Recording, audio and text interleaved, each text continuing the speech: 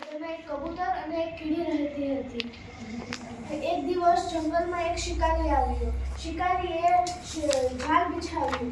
જાળ બિછાવ્યા બાદ ત્યાં દાણા નાખ્યા અને કબૂતર દાણાના લાલચમાં નીચે ઉતરી અને તે દાણા ચડવા લાગ્યો. કીડીએ આખું દ્રશ્ય જોયું. દ્રશ્ય જોયા બાદ તેની ચકલીબેનને કહ્યું કે ચકલીબેન મને મારી સહાયતા કરો ને, કબૂતરભાઈ ઝાડમાં ફસાઈ ગયા છે.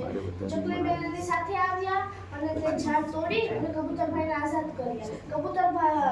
કબૂતરભાઈએ કીડીબેનનો આભાર માન્યો અને થોડાક સમય પછી ઘનઘોર વરસાદ પડ્યો. ઘનઘોર વાદળ, વીજળીના કડાકા અને ઘનઘોર વરસાદ પડ્યો. તેમાં નદીના પૂર ભરાઈ ગયા. તેમાં કીડી વહેતા નદીમાં જ ગયા અને કબૂતરભાઈએ પણ તે દ્રશ્ય જોયું અને તેની સહાયતા કરવાને બદલે એને પાંદડું ફેંક્યું. તો કીડીબેન તે પાંદડાની સહાયતાથી ઉપર ચડી અને કબૂતરભાઈએ તેને ખેંચી લીધા અને તે બચી ગયા.